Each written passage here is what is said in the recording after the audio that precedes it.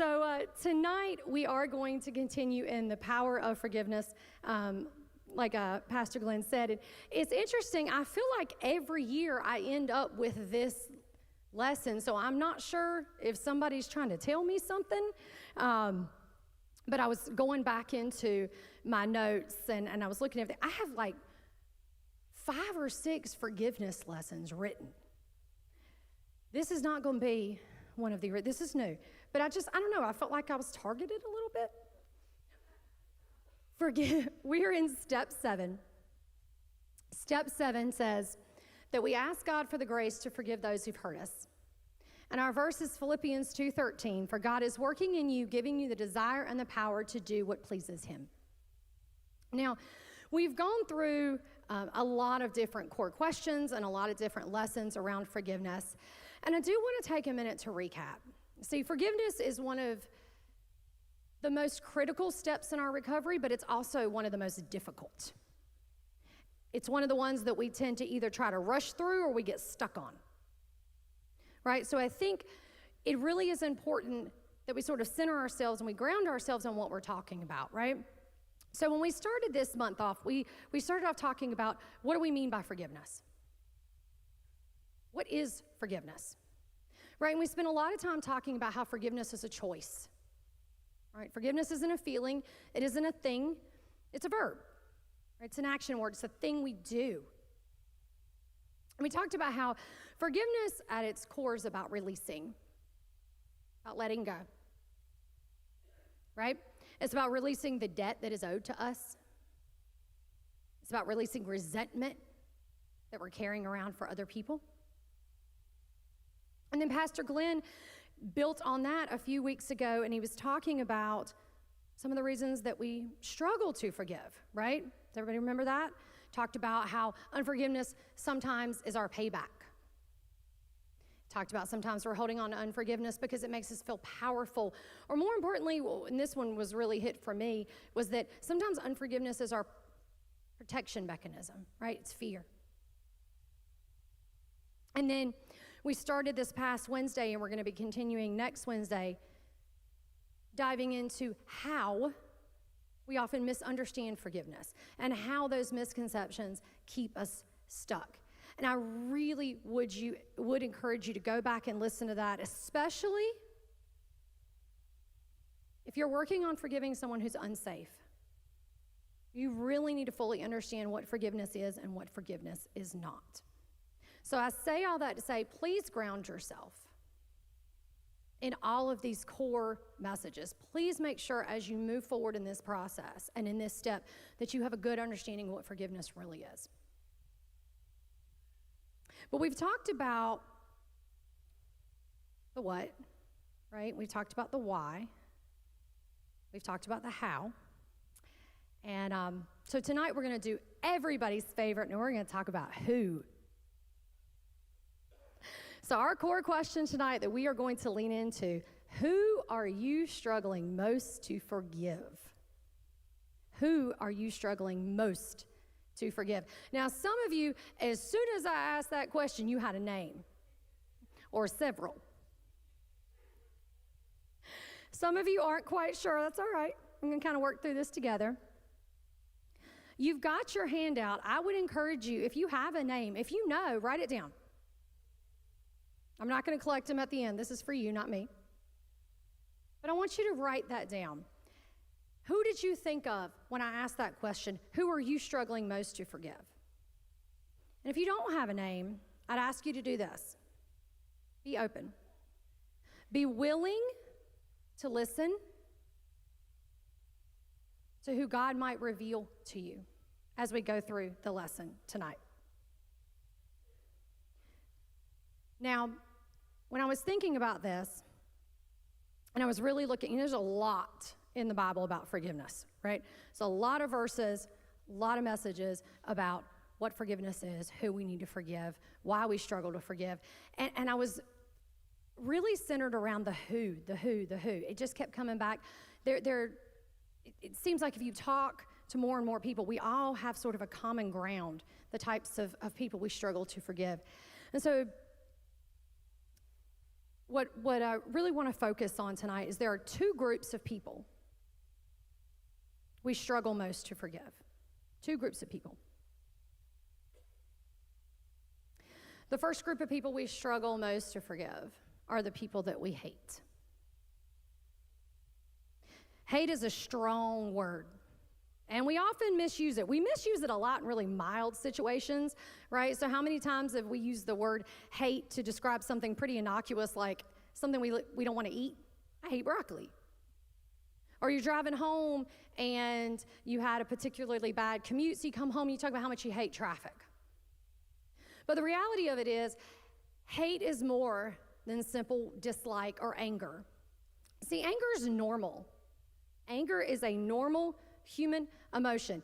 It is a natural reaction to injustice, to a threat, to stress, right? But anger is temporary. And while it can range in intensity from mildly irritated to furious, it's still not hate. See, hate is what happens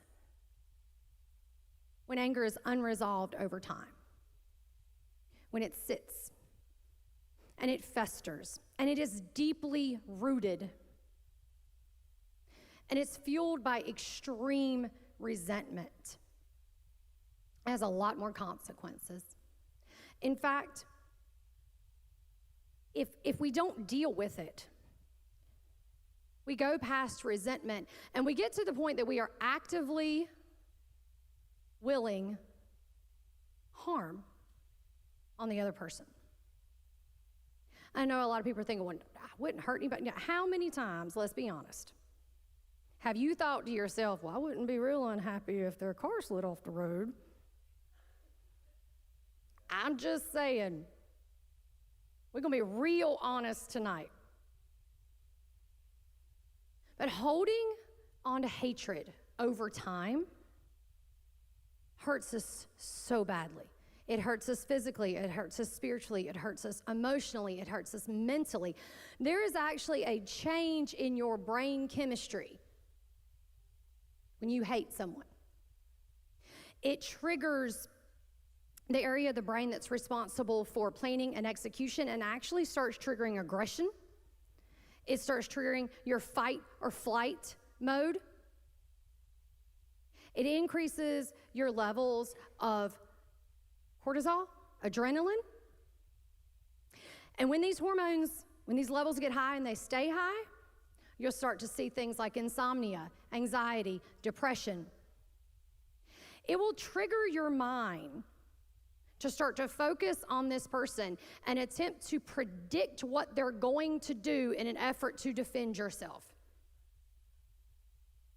Now, on top of that anxiety, you have restlessness, obsessive thinking, paranoia. It affects your nervous system, your immune system. You have stress hormones that are released in the brain. The more intense an emotion is, the more demanding that it becomes on your body to contain it.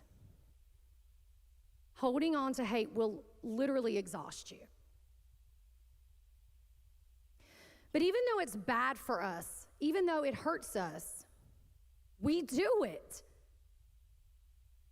We struggle to forgive those we hate because we have an instinctive, built-in need for justice. We desperately want things to be made right. And that desire for justice, that isn't something we have to be taught, right? So how many of you have ever heard, you watched a group of kids playing on the playground, and all of a sudden you heard one of them scream, "That's not fair. That's not fair." They know when something doesn't seem fair, when something doesn't seem right, when somebody's got more than I do, or somebody did something to me. You don't have to teach that. We want the wrong to be made right. But we start to take it further than that. We need them to pay. We need them to be punished. We need them to feel what we feel. We start wanting them to hurt how we've hurt, to suffer how they've made us suffer. And we tell ourselves, well, but justice is part of who we are. God is a God of justice. The Bible is full of verses telling us we should seek justice. But can I let you in on a little secret? What I just described, that isn't justice. That is revenge. And revenge is not biblical. See, justice is about restoration, and revenge is about retaliation. You know, justice is about making things right, and revenge is about making them pay. It's about hurting them the way that they've hurt us. And the Bible is very clear that while we are to seek justice, vengeance does not belong to us. Romans 12:19 is very, very clear. Don't try to get revenge for yourselves, but leave room for God's wrath. It is written, revenge belongs to me, and I will pay it back, says the Lord. And a lot of you knew that, right? I'm not necessarily saying something that a lot of you have heard for the first time. We know this, right? God is a God of justice. So we know this. And He promises to make all things right. Then why do we struggle so much with letting Him? Why do we struggle with letting go of being judge, jury, and executioner for all these people that we hate and just letting God be God? And I thought about that quite a bit, and I'll answer for me. We struggle to do that because we either don't believe He will, we don't really believe He'll handle it, or we believe He will, but not the way we want Him to. See, if God is a God of justice, that means He's also a God of love and mercy and forgiveness. And sometimes that doesn't sit right with us, because we often feel that they don't deserve forgiveness, not from us and not from God. It's not right. It's not fair. They shouldn't be let off the hook. They should suffer. And I think that's a really hard thing to accept about ourselves, right? That we could be that vindictive. But we often want that forgiveness and that grace extended to us, but not necessarily those that we hate. You see, when we constantly focus on the harm that was done to us, on the sin of another person, it creates in us a sense of righteous indignation. And this is where we remember and we focus on the most negative aspects of them and their worst actions, while only considering the very best part of ourselves. You know, we all know logically sin is sin, right? I know, like I know my name, that my sin isn't any better or any worse than anybody else's. And I know that God loves the person who hurt me just as much as He loves me. I know this. I believe this. But maybe deep down, I don't think He should.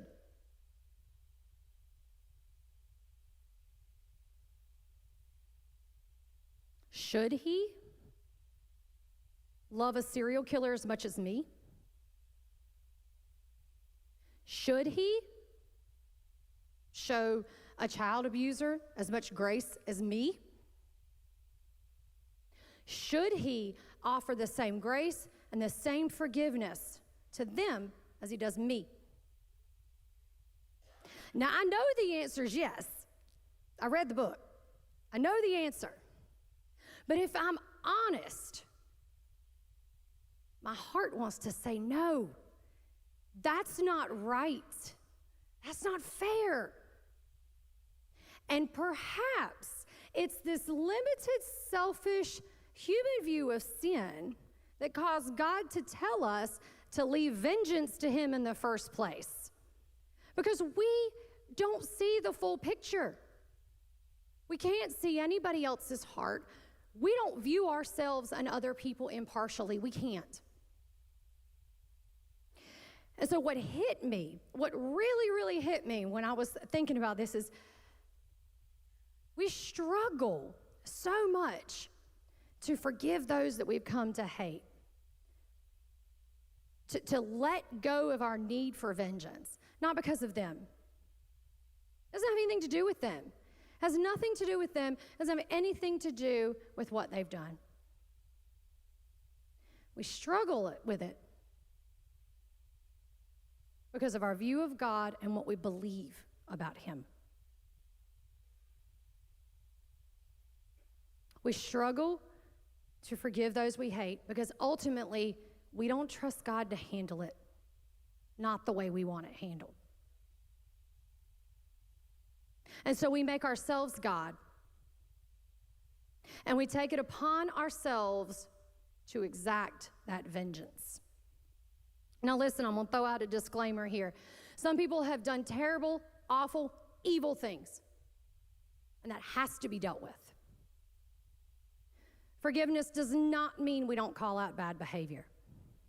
Forgiveness does not mean that they don't face consequences for their choices. And forgiveness does not mean we let unsaved people back in our lives. And again, this is why it is so critical that we have a healthy understanding of forgiveness. But what it does mean is that we stop carrying the weight of what they did.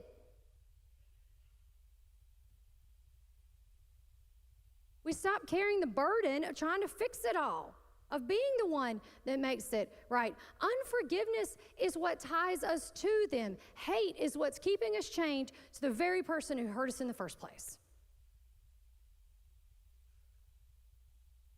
If there is someone that you are struggling to forgive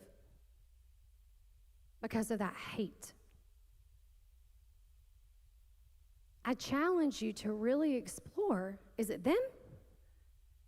Or is that how much you trust God to handle this? There's another group of people that we struggle so much to forgive. And those are people that we love. I honestly believe these are the worst. Forgiving those we love who have hurt us, those we love the most, that we've been vulnerable with, those that matter to us, have the capacity to hurt us in the most profound way. Being betrayed by someone that you love, someone you believe loved you, that is one of the most intense hurts we can experience. I was reading in Psalms 55. You know, David has a lot of different psalms where he sort of laments some of the interactions with people in his life. And it's 12 through 13, if you want to go back and look at it. But he says, it's not an enemy that's insulting me. I could handle that. It's not someone who hates me, who's exalted over me. I could hide from them. It's you, my equal, my close companion, my good friend. We struggle to forgive those we love who've hurt us because of the depth of that hurt, how deep that betrayal goes, and because what they think of us matters to us. But it's also because of what we need. So we talked about looking for a resolution. And when it's people that we hate, that resolution that we're looking for, what we need to make it right, is vengeance. But what happens with people that we love, when we want that made right, instead of seeking vengeance, we're often looking for their amends. We desperately want them to be sorry, to love us enough to apologize, to make it right, to fight for us and not with us. We want them to be different, to be safe, to somehow guarantee that this will never happen again. Y'all, we all have a need to be loved, to be valued, to matter. And when someone that knows you hurts you, it damages us somewhere at our core. It's a blow to our self-worth. It's a blow to our belief about our own value. If they could do that to me, how little do I really matter? It damages our need for validation. Validation that what happens to me matters because I matter. And this is a real, legitimate need. Every person on this planet needs to know that they're valuable, that they are worthwhile. It's not the need that's the problem. Needing that validation is not an issue. There's nothing wrong with that. It is where we're looking for that need to be filled that's the issue. Because the person who hurt you can't heal you.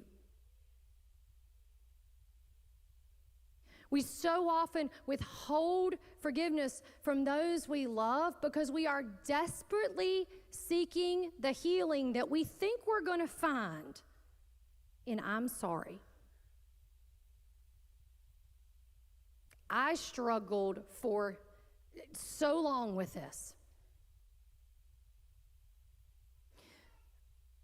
Brian was in active addiction for the first 15 years of our marriage. And I could not begin to tell you the number of times and ways that my hurt, my feelings, my worth were invalidated. I constantly heard, "It's not that bad. You're exaggerating. What about you? What'd you do?" Anybody would drink if they had to put up with you. And on and on and on. And listen, it wasn't just Brian. I heard it from other people in his life that were enabling his addiction. And I love him, but when Brian drank, he was a little bit of a mean drunk. I'm a little bit stubborn. May or may not have been a lot of fighting and yelling, a lot of names, a lot of insults. And after time, eventually, all of that said the same thing to me. It doesn't matter if I hurt you because you don't matter.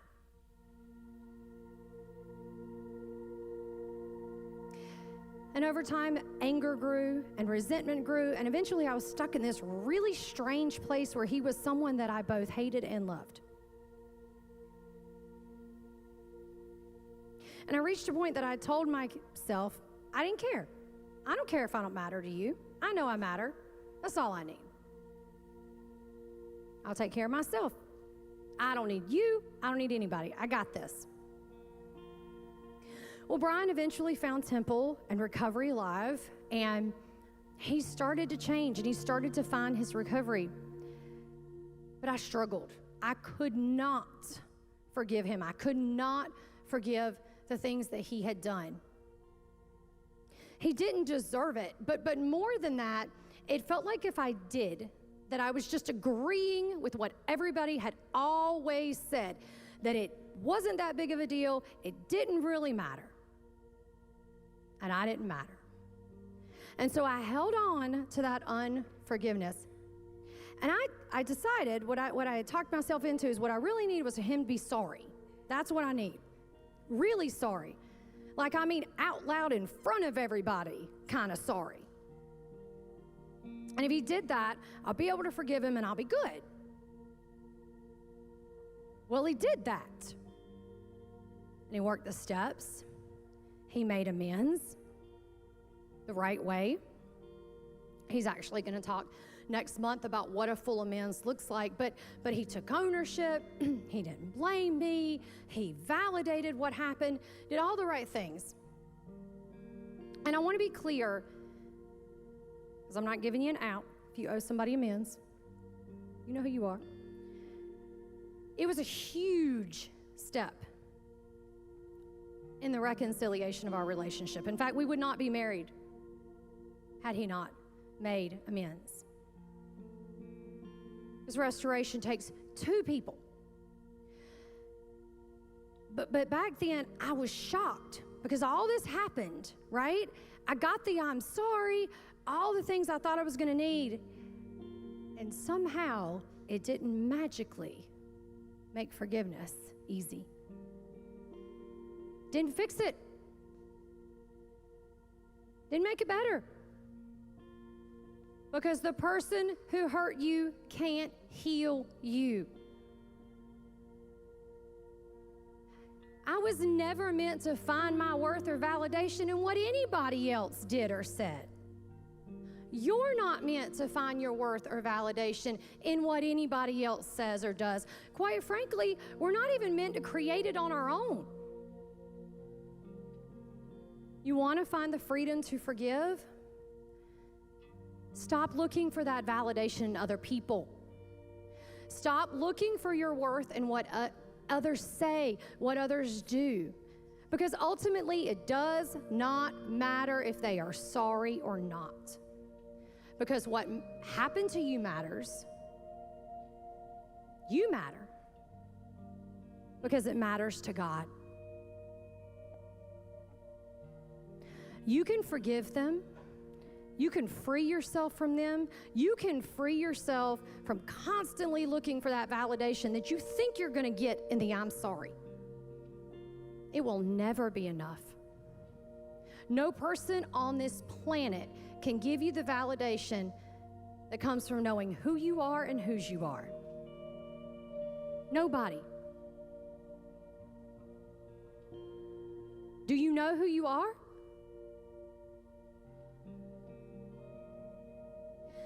Genesis 1 tells me that every person in this room was created in His image. What does that mean? What's an image? You look in the mirror every morning.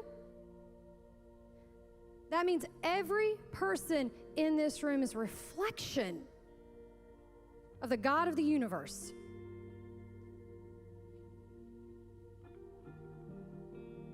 Psalm 139 tells me that every person in this room was intentionally and purposefully made. Every one of us was created down to the hair on your head with intent. And every single one of your days was written because it has meaning and it has purpose. And nobody else's I'm sorry can change that.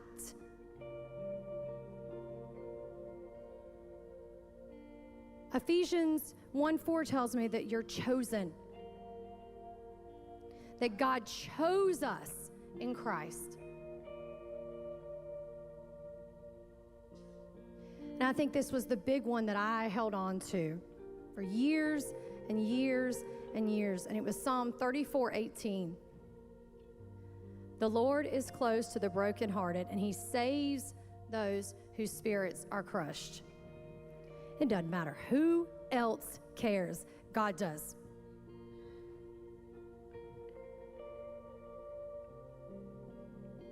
We don't have to hold on to unforgiveness and constantly strive for those we love to validate our pain and our worth, because God already did that. He already told us that we matter, that we're valuable. Nothing can take that away.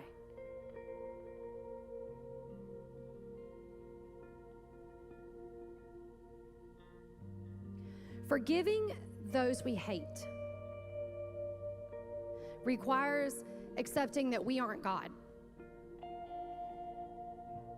But forgiving those that we love requires accepting that they aren't either.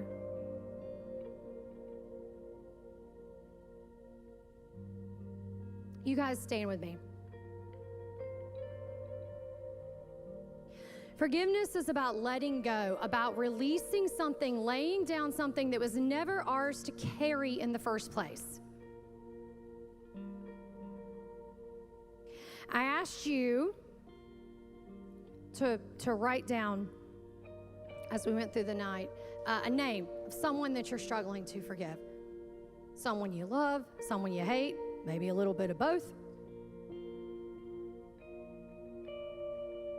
Tonight you have some choices. You always have a choice. You can do a few different things with that name. You can fold it up, stick it in your pocket, throw it in your purse. You can hold on to it. You can leave with it if you want to. You can continue to play God, and you can continue to chase after payback, vengeance that will never satisfy you. You could throw it away. We got a lot of trash cans in here. You could throw it away. You could pretend it doesn't exist. You can keep on stuffing. Good luck with that. It's going to come out. You can keep letting them be God in your life. You can keep chasing after a need, a word, a something from somebody else that you're convinced is going to make you feel better. Or you can let them go. You can trust God to be God. You can trust that He is who He says He is, and He will do what He says He will do. You can trust Him to be your protector, your advocate, your friend. You can trust Him to handle it, to make things right.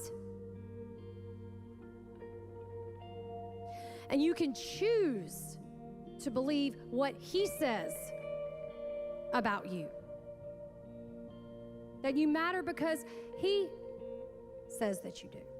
And at the end of the day, you can choose to forgive, not because of your power, but because of His. And that is why Philippians 2:13 is our verse. I always thought it was a little crazy. Like, why is our verse for forgiveness not one of the 47,000 verses in the Bible about forgiveness? And it's because it all comes back to trusting God to be God, letting Him do the work.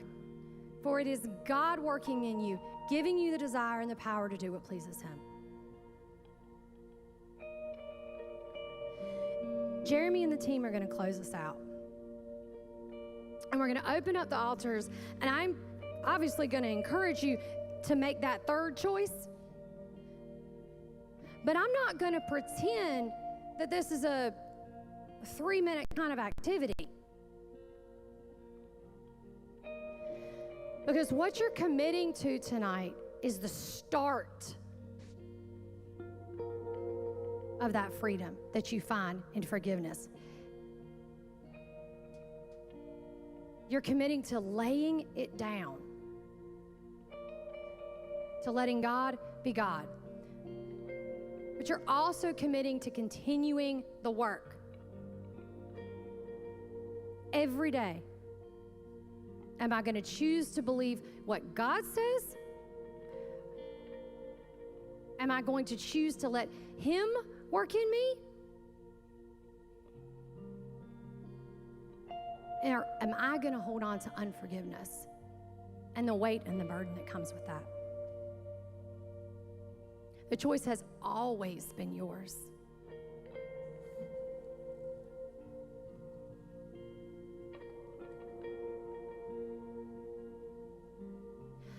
God, I just ask as we close out tonight, I ask that you touch hearts. And anywhere that we are allowing unforgiveness to creep in, to steal our joy and our peace, Lord, I just ask that you reveal it. I ask that you give us the strength to take that first step toward you, to hand back to you what's always been yours, to set down the weight that we're carrying, and to lean into the freedom that comes from letting you be you. Lord, I ask that you remind everybody in this room who they are, whose they are. And I ask that you give us the strength to move toward you. In Jesus' name.